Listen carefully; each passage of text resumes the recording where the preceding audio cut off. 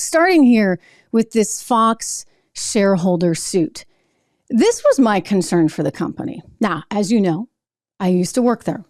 Many of you used to watch me there. I had a show on Fox Business at 2 o'clock and then at 8 o'clock at night. And we covered a lot of business and a lot of politics and a lot of markets and a lot of policy as it relates to markets and the economy. It was a pretty good little show. Anyway, I say this because, one, you should know sort of my background. I can tell you I have no axe to grind with these people. I have a lot of friends that still work there. And in a certain sense, of course, I wish them well, especially from the sort of diversity of news standpoint. We need a lot of different outlets out there. I firmly believe that. We need as many players as we can possibly get because it's so critical that we get the truth. And it gets really hard, right? The bigger these companies get, the more pressure is on them, whether it be from the White House. The White House, as I said, out with a 14-page memo, putting all kinds of pressure on the likes of Fox and many other networks. And because, you know what? We need to be able to hear what's real. And hopefully some network somewhere or some individual journalist or commentator like me is giving you that. Again, subscribe. And so I say this from, a place where, look, I certainly have no love lost for them. I certainly am thrilled I'm not there. I mean, can you imagine right now? It's got to be a bad day there with all these lawsuits. I mean, they had the Dominion thing, they got Smartmatic hanging over their head, and now they're getting hit by shareholder lawsuits in the state of Oregon. They're suing, and then New York City pension funds are suing. And I will bet you anything there could be a whole lot more. I mean, one of the questions they're going to ask themselves is, are they going to still be in business? Can Fox be in business when they have this much litigation? A lot of you were like, oh, it doesn't matter on the whole Dominion front. It won't matter because guess what? Their insurance company pays for it. But will their insurance company pay for it in light of what these shareholders are now alleging, which is that there's no management there and the place kind of stinks? Right? And this is the byproduct of it. We'll get into the particulars of the case. But look, I mean, if you don't run your news organization and you got everybody chasing ratings because that's what corporate, i.e. Rupert and Lachlan Murdoch seem to want, and the board, Paul Ryan, he was on the board. Don't forget, they're going after the board here. It's very, very interesting. They're going after all these board members, as well as some executives.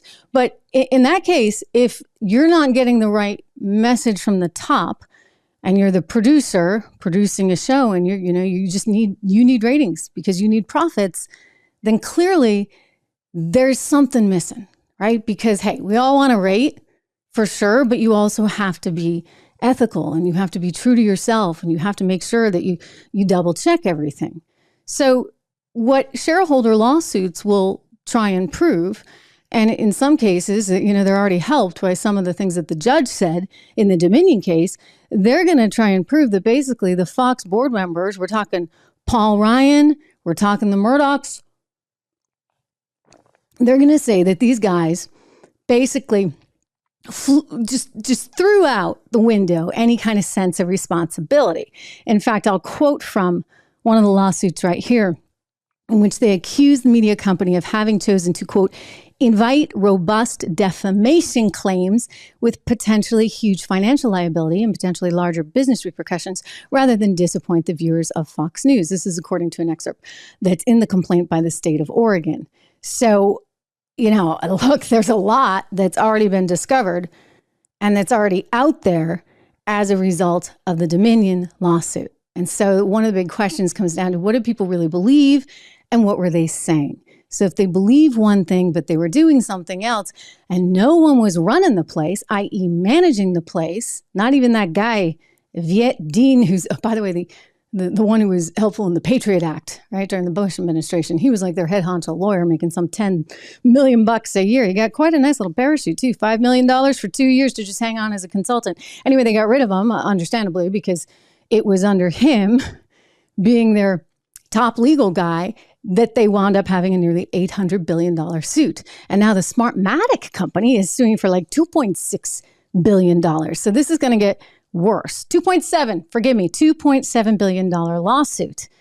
And what you're hearing, at least from the New York City comptroller, is that there's a lack of journalist standards there. And proper strategy to mitigate defamation has clearly harmed Fox's reputation and threatens their bottom line and long-term profitability. He says Fox's board of directors, that would be Paul Ryan, the Murdochs, et cetera, has blatantly disregarded the need for journalistic standards and failed to put safeguards in place despite having a business model that invites defamation litigation. So, I mean, I've said this from the beginning. It was one of the reasons why I was sort of surprised that they went forward and that they settled that Dominion suit, because I'm like, whoa, you are opening Pandora's box, buddy, right? Like now everyone and their cousin is going to come in, and now everybody can say, well, the place was not well managed. And by the way, they're right. It was not well managed, because if it was well managed, none of this would have all been an issue. I mean, the place was kind of just a free-for-all until they're like, all right, you've gone too far. Off with her head, right? I mean, think about how many people you know that are no longer there. I think we're all like, whoo, thank goodness. Because what a miserable place to be, and it's going to get more miserable. Listen, management is everything, especially in a news organization. And unfortunately, you don't have people that command the right kind of respect. And you got a lot of big personality anchors. I mean, I wouldn't wish this job on anyone, trust me. But you've got a woman who started, it's a wonderful story, really wonderful story. She started out as a secretary, worked her way up to Greta Van Sustren's producer, and went on to become the CEO of the company. And her sidekick is a producer that, started out at a very low level and also did many, many years there. Wonderful, wonderful, great success stories, except that the place is not successful. I mean, you can tell me they're winning in the ratings, but I'll tell you this as an investor, I don't even care, because I don't trust the organization itself. And just like these shareholders are alleging, there could be a whole lot more in the way of problems. I mean, their answer is to get rid of Viet Dean. They abruptly announced his departure in August. He was the chief legal officer making some $10 million a year. And I mean, clearly there was no legal strategy. So he's gone.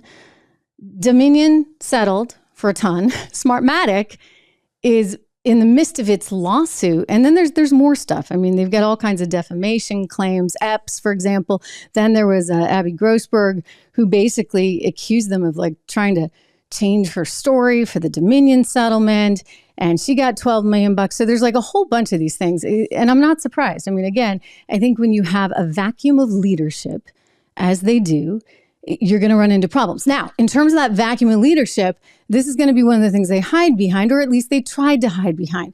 Remember during the whole Dominion thing, they didn't want Rupert, what is he, 93 years old now, the old guy to have to get up there and testify. Well, he did.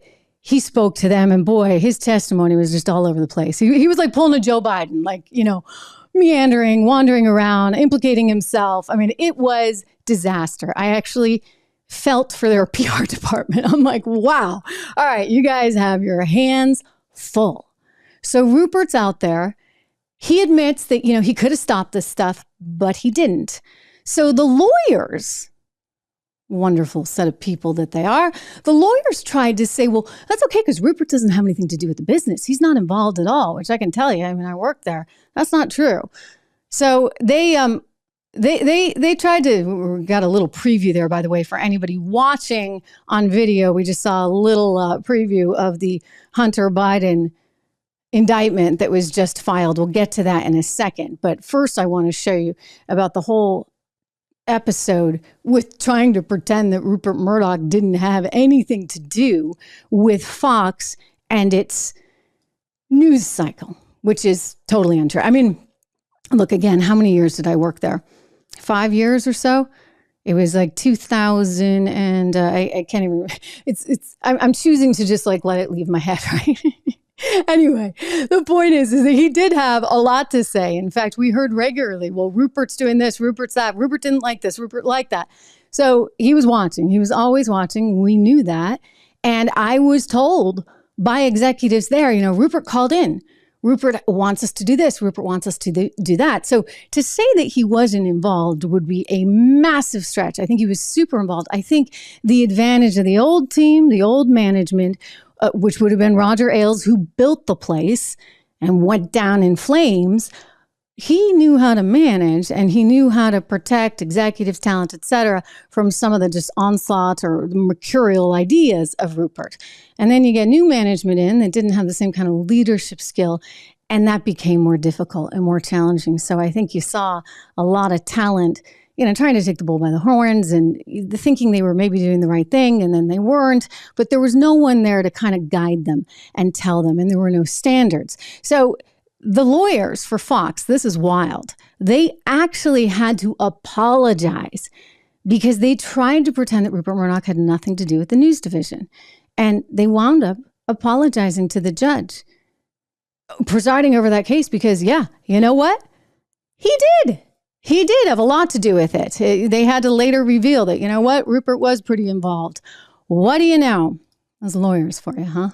Anyway, I think they got a problem. And I'll tell you, I think we need diversity in the news business. It's one of the reasons why I'm so excited to see Newsmax doing so well. I'm so excited that you're all here and that we're able to have these discussions. We're able to talk very openly, very honestly. This is a live show. Again, I appreciate your patience today because we've had so much breaking news, so many things going on. Biden speaking. We've got, of course, the indictment that just happened. We want to get to all of this and some news on ABC that might cheer you up because then you won't have to see Whoopi anymore or Joy, I think. Anyway, we'll get to all of that. But really and truly, this is an issue right now for Fox News because not only are they struggling with this changing media landscape in that all kinds of things are happening. You're coming here. I'm looking at you live. Craig, thank you so much. Very nice comments. Fabricio, good to see you here. I see a lot of people and some new faces. Robert, welcome to the program. Jeff, I'm glad that you don't miss them. I don't miss them either. Willie, again, good to see you, my friend. So listen, Fox has to deal with the fact that things are changing. People are coming to streaming networks. I don't think they know how to do that. I don't think they're equipped to do that, in part because guess what? They're a cable business and they're being paid big money by the cable companies. So why would you change? Right? Like you don't need to change because it's a business until it's not. I mean, I think the days of big anchors with big payouts are going to be pretty much gone. And that's because it will be a different sort of business. If you're a big enough deal, you can come right over here, right? You can hang out a shingle, say, hey, I got a YouTube channel and I have a podcast. And guess what? You're going to do great. Really. I mean, much better. I guarantee you, Tucker Carlson, not to mention not dealing with the headaches, is doing way better with his little Twitter show, right? Which is not so little, is huge, than he would have been doing on Fox. Plus, he owns it. And there's something to be said for that. I certainly think. Anyway, so they have to deal with all this change that's going on within the industry. Well, simultaneously now, lawsuit after lawsuit. So don't forget, Smartmatic is still out there. And then you get these shareholder lawsuits. Now, in the case of these two little ones, in Fox's defense, I would say they are little ones because they had small positions in the company.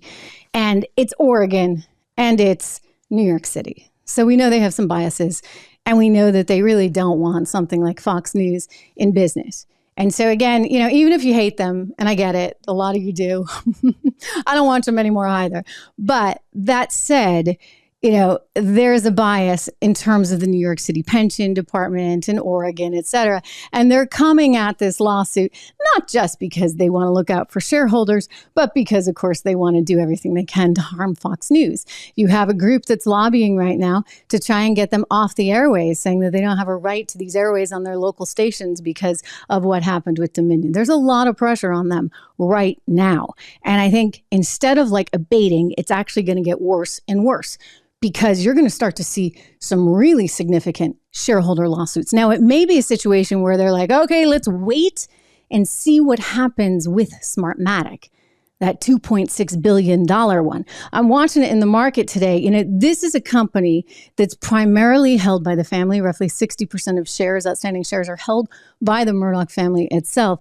But there is a 40% float. And interestingly, the stock actually went up. Maybe the family did some buying today.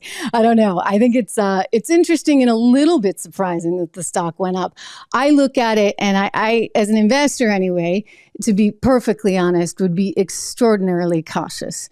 I could be wrong, but I would be cautious in part just because this is a company that is experiencing so much change and so much turmoil. And that's going to linger.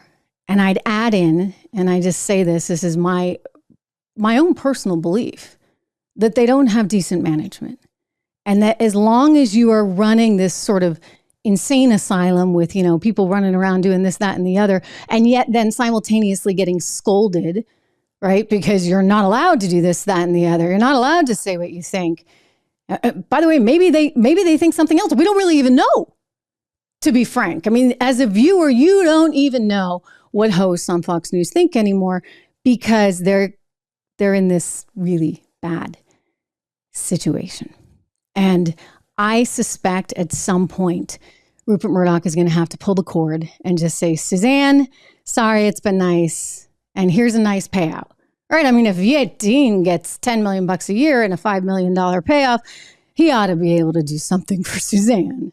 And maybe the same thing for Jay Wallace. I hope so. They have families. I think that, you know, their intentions were probably fine. They're just way out over their skis. Again, not an easy job. Not. Okay. There's a reason they call them talent, right? These opinion makers. Everybody's got a very, very big ego. And on top of that, you factor in Donald Trump and Ron DeSantis and the Biden administration breathing down your back. You got to be one heck of a manager to be able to take all that on. And I don't think they have anybody that can do it. I really don't.